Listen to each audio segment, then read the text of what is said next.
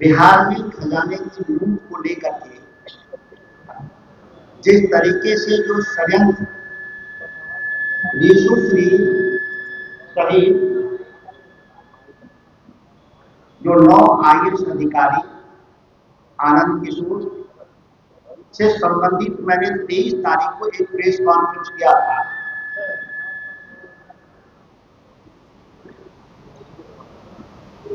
तेईस तारीख को एक प्रेस कॉन्फ्रेंस मैंने किया था, जिसका कार्रवाई आपने देखा होगा कि 24 तारीख को बिहार के आर्थिक अपराध में एक चार्जशीट दाखिल किया, जिसमें ईडी के दिए गए किसी साक्ष्य को आर्थिक अपराध ने मान्यता नहीं दिया। फिर मैंने 29 को एक प्रेस कॉन्फ्रेंस किया उस बारे में, आनंद किशोर और ऋषुश्री के मामले में। तो आपने देखा होगा कि ठीक उसके 1-2 दिन बाद जो ADG थे आर्थिक अपराध के, पंकज धराज, उनको ट्रांसफर कर दिया गया। तो क्या विपक्ष या सुधाकर सिंह जब प्रेस कॉन्फ्रेंस करेंगे तब सरकार जाएगी, या कि जो गुनाह हुआ है, हजारों हजार करोड़ का जो लूट हुआ है बिहार में, वो तथ्यों के आधार पर कार्रवाई होगी।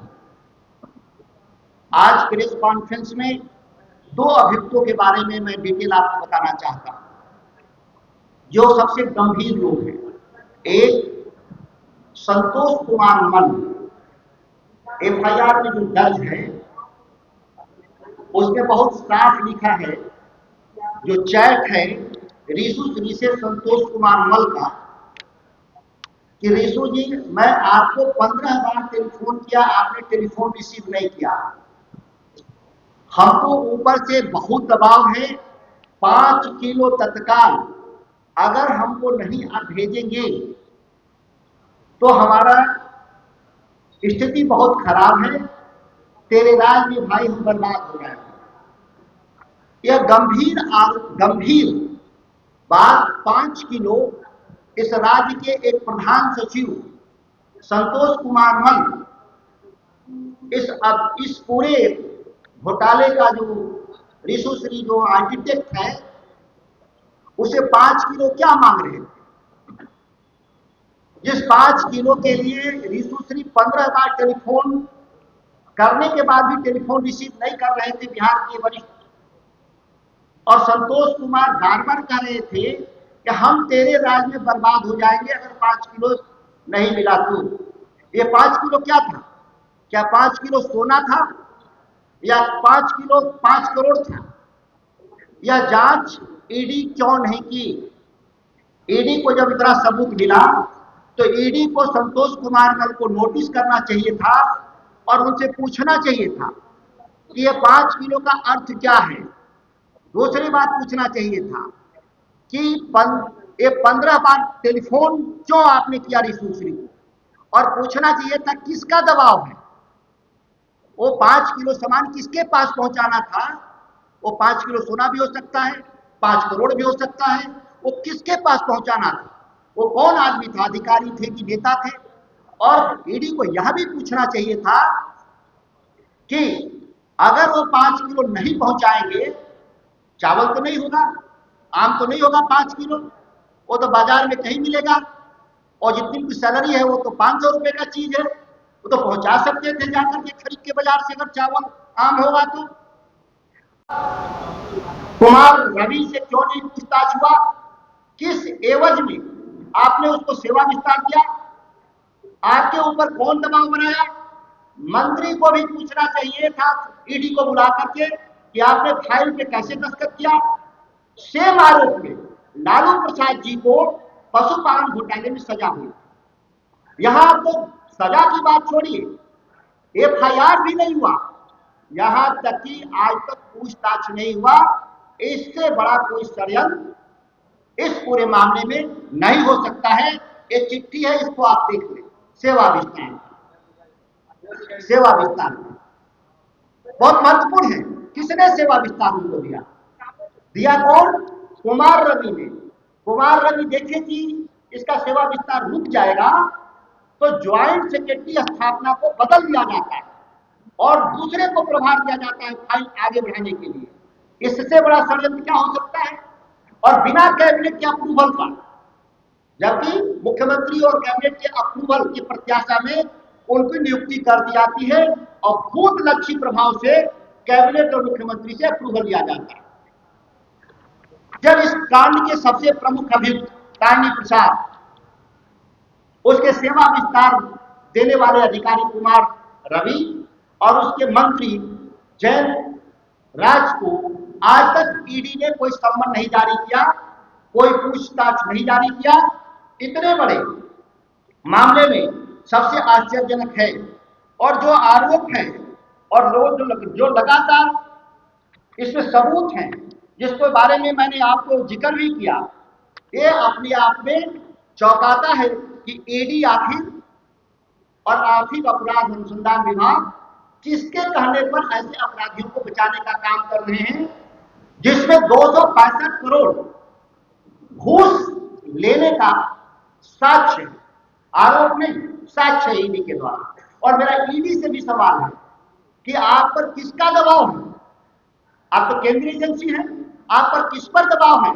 इस पूरे मामले को आप ठंडे बस्ते में डाल दिए, आगे आपने कोई पूछताछ और कार्रवाई नहीं किया। और आर्थिक अपराध अनुसंधान विभाग से यह हमारा सवाल है कि जब इतने बड़े साक्ष्य थे तो आपने किस आधार पर चार्जशीट में सभी 9 आईएएस अधिकारियों को आपने न सम्मन जारी किया, न आपने पूछताछ किया, न आपने एफआईआर किया, न चार्जशीट किया? कौन आपको रोक रहा है इस काम से?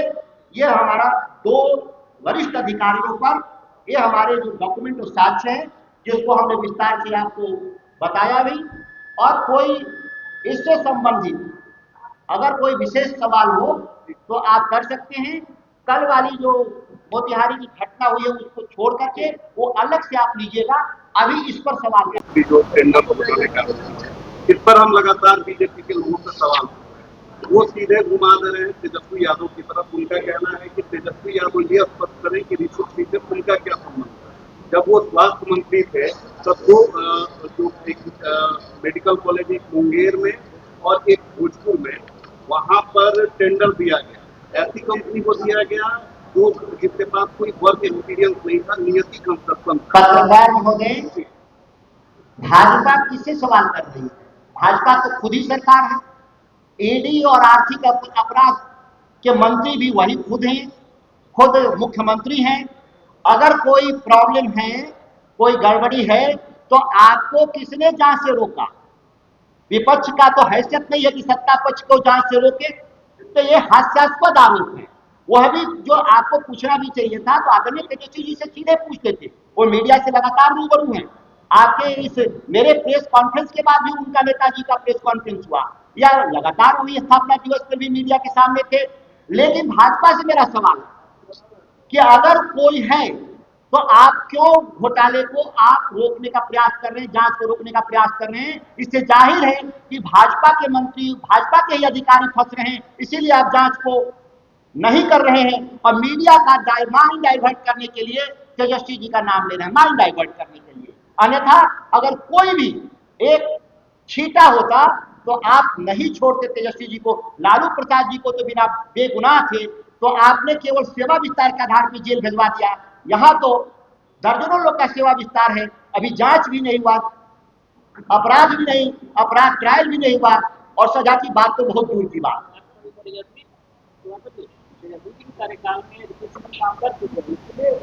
आप तो नीतीश के कार्यकाल की चर्चा ही नहीं करें। मुख्यमंत्री तेजस्वी जी थे कि मुख्यमंत्री नीतीश कुमार थे? नहीं, हमको ये सवाल करना चाहिए आपको कि ये तो नीतीश जी के राज का है। वही तो बात है ना, क्रेडिट की तो बात है कि नौकरी हमने दी जी, मुख्यमंत्री जी को तो अगर नौकरी की क्रेडिट में अगर 5 लाख में बेईमानी होगा तो तेजस्वी जी जवाब देंगे। उन्हीं के राज में 5 लाख नौकरियों में कोई घोटाला, पेपर लीक नहीं हुआ था, हम क्रेडिट लेते हैं। अगर उसके 5 लाख की बहाली में कोई गड़बड़ी होगा तो हम क्रेडिट लेने को तैयार हैं।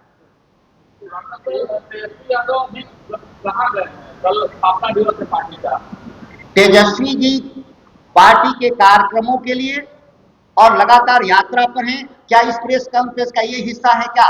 ये तो हमारा ऋषु श्री पर मामला है भाई। भ्रष्टाचार का मामला, गंभीर मामले में कौन व्यक्ति कहाँ है उस पर आप चर्चा करने लगे। थोड़ा सा धैर्य रखें। मैंने कहा ना कि अलग से सवाल कर लें, इस मुख्य विषय पर आए आप।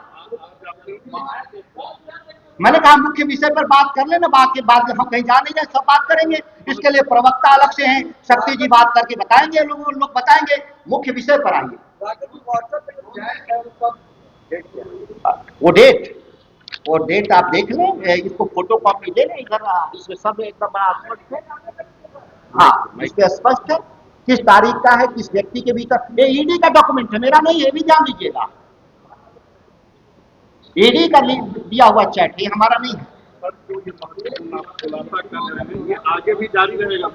ये फिर अगला, क्योंकि मैं एक सांसद होने के नाते और बिहार में किसानों पे हो रहे अत्याचार के चलते मेरी लगातार यात्राएं होती हैं। उम्मीद है कि मैं 13 तारीख को पुनः आऊंगा आपके सामने। अगले व्यक्तियों पर जो इसमें गुनाहगार हैं वो अगला लेकर हम आएंगे। निश्चित तौर पर नीतीश कुमार की सभी फाइलें नीतीश मुख्यमंत्री तक जाती हैं और वो सभी दस्तखत मुख्यमंत्री को उस पर होते हैं। उसके बाद ही कैबिनेट का फैसला होता है। इसीलिए मैं कह रहा हूं कि बचाया जा रहा है, ईडी के द्वारा अपने नेताओं को बचाया जा रहा है और केवल छोटे अधिकारियों को बलि का बकरा बनाया गया है। असल लाभार्थी लोग सत्ता पक्ष के लोग हैं, शीर्ष पर लोग हैं, उनको बचाने के लिए तारनी प्रसाद ये लोग हैं। अभी मैं किसी का सफाई नहीं पेश कर रहा हूं, लेकिन ये छोटे किरदार हैं। जो बड़ी मछलियां हैं उस तक अभी ईडी और आर्थिक अपराध नहीं पहुंचा और लगातार ट्रांसफर पोस्टिंग हो रहा है। पंकज दरार को क्यों हटाया गया बीच जांच के दौरान, यह भी एक मामला गंभीर बनता है। इस पर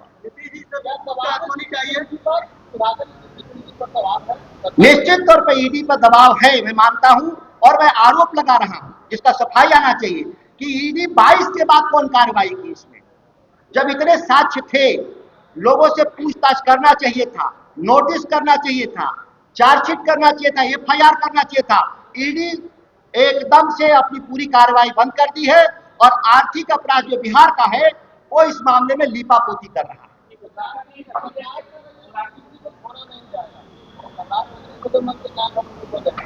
सम्राट चौधरी जी, आप अभी 2 महीना पुराना मुख्यमंत्री बने हैं, इसीलिए आप पर कोई आरोप तो हम नहीं लगाएंगे, लेकिन आप सोच रहे होंगे कि आप लीपापोती करा देंगे तो 6 महीना बाद यह आरोप आप पर भी साबित होगा और आप भी इस मामले में अभियुक्त के तौर पे माने जाएंगे। अगर आप कागज कलम में कार्रवाई नहीं किए इतने साक्ष्य के बाद तो आप भी आरोपी माने जाएंगे।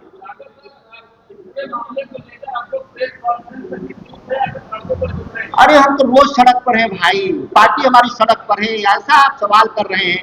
कल ही हम लोगों ने इस बिहार के किसानों की जमीन लूट के खिलाफ सड़क, हमारे एफआईआर हुआ है कल मेरे पर। आप कह रहे हैं कि हम सड़क पे नहीं, तो एफआईआर किस बात का हुआ है?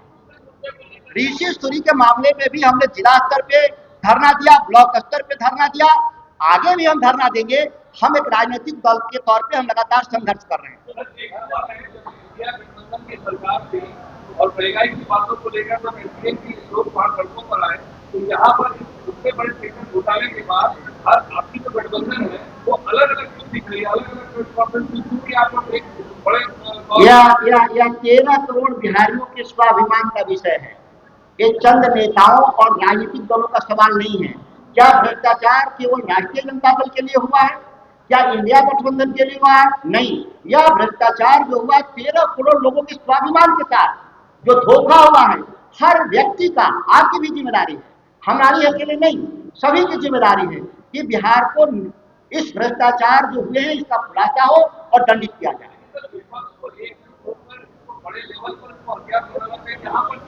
अभी भी मैं कह रहा हूं, क्या हम नहीं चर्चा करेंगे भ्रष्टाचार का तो क्या माफ कर देना चाहिए ऐसे भ्रष्टाचारियों को? क्या मीडिया, जुडिशियरी, सिविल सोसाइटी छोड़ देगी? नहीं, हर आदमी की लोकतंत्र सामूहिक भागीदारी से चलता है, सामूहिक सोच से चलता है, कोई एक व्यक्तिगत प्रयास से नहीं। हम लोग एक जनप्रतिनिधि के तौर पे इस राज्य के लोगों को अवेयर कर रहे हैं। जिसके पास सबूत होगा, लगातार हमारे पास नए सबूत आ रहे हैं, लोग दे रहे हैं हमको, यहाँ तक कि सरकारी अधिकारी भी हमको कागज पहुंचा रहे हैं, ये देखिए भ्रष्टाचार है, रुक नहीं रहा है, आप इसको आगे बढ़ाइए।